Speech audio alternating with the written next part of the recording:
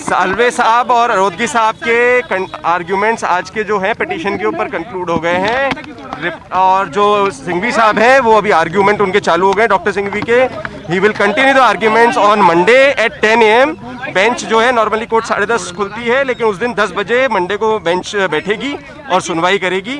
और स्पीकर के लिए ले गए हैं कि जो कल लेटर दिया है उसी लाइट में डेफरमेंट किया है कि जो आज 5 बजे की सुनवाई है उसको ट्यूसडे को 5:30 बजे तक के लिए डेफर किया जाता है। बड़ा सवाल ये भी है कि अब 7 दिन का समय हो जाएगा मंगलवार को। जी, वो लीगल इशू है कि अब उसकी कोर्ट की ऑर्डर की वजह से वो 7 दिन का हो रहा है या डेफरमेंट। तो जो ओरिजिनल नोटिस का पीरियड है वो 3 दिन का था और अब ऑब्वियसली 7 दिन हो जाए। जी बिल्कुल, मंगलवार 5:30 बजे पहले तक कोई कार्रवाई नहीं होगी। मंगलवार 5:30 बजे तक कोई कार्रवाई नहीं होगी। हमारे साथ है। और क्या कुछ रहा कोर्ट में जाना चाहिए? कोर्ट में आज लीगल बहस जो है, पिटिशनर याचिकाकर्ता के जो वकील हैं Harish Salve and Mukul Rohatgi, they have argued there case.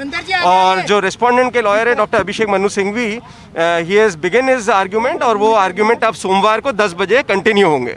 जो 2 बिंदु थे उन पर आपकी ओर से भी पक्ष रखा गया है कि एक तो नोटिस की वैधता और दूसरा समय। दोनों चीजें हैं। समय के लिए भी रूल जो कहता है वो 7 दिवस विद इन 7 डेज है। इसका मतलब ये नहीं निकाला जा सकता कि 7 दिन का समय देना होगा।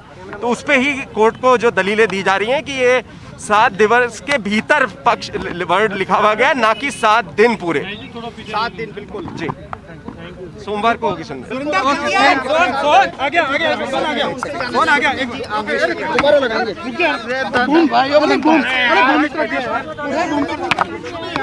मैं तो दे दियो था ना तुम्हें यार। छोड़ पैर में छोड़। सोमवार को कंटिन्यू किया जाएगा। एक मामले में सुनवाई टल गई है। हाईकोर्ट में सोमवार तक सुनवाई टली है। बागी विधायकों की याचिका पर सुनवाई लगातार जारी है। आज लीगल आर्ग्यूमेंट दोनों तरफ से हुए हैं। सोमवार शाम 5:30 बजे तक अब ये मामला जो है सोमवार तक के लिए टाल दिया गया है। सुनवाई फिर से शुरू होगी। ज्यादा जानकारी के लिए सीधे रुख कर लेते हैं। मेरे सहयोगी केजे श्रीवास्तव जुड़ गए हैं। केजे श्रीवास्तव, जरा जानकारी दीजिए, कोर्ट के बाहर जो लॉयर की तरफ से बात रखी गई कि आज कोर्ट में क्या हुआ और सुनवाई भी सोमवार तक के लिए टल गई है।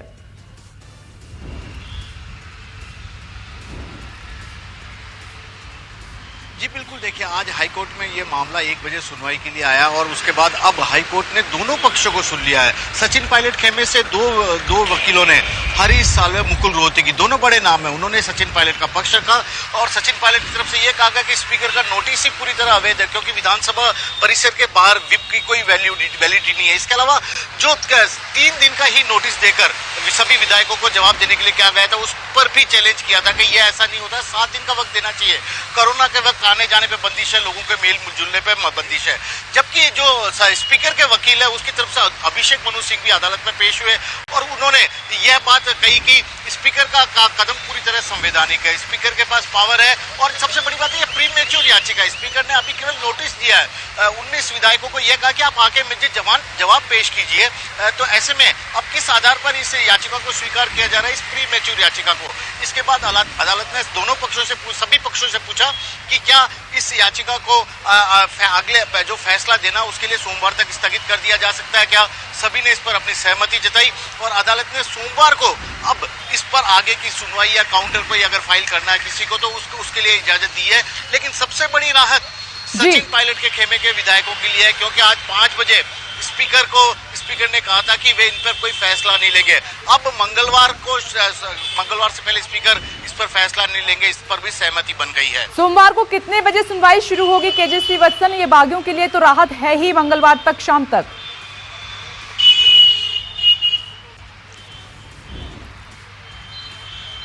जी बिल्कुल, देखिए सोमवार को सुबह 10 बजे इस पूरे मामले पर फिर से अदालत बैठेगी और उसके बाद यदि किसी को काउंटर फाइल करना तो वो काउंटर फाइल करके अपनी बात को आगे रख सकता है, वरना अदालत इस पूरे मसले पर अपना फैसला सुना देगी। अदालत ने सोमवार तक का वक्त इसलिए मांगा क्योंकि संवैधानिक या दल बदल कानून से, संविधान से जुड़ा मामला, उसमें संशोधन की है। बहुत बहुत शुक्रिया केजे श्रीवास्तव जानकारी हमें देने के लिए। तो नमस्कार, मैं हूं मानक गुप्ता। अगर आपको हमारा ये वीडियो पसंद आया हो तो इसे लाइक और शेयर जरूर करें और हाँ, हमें सब्सक्राइब और फॉलो करना ना भूलें ताकि आप देश और दुनिया की कोई खबर मिस ना करें। तो जुड़े रहिए हमारे साथ और देखते रहिए News 24।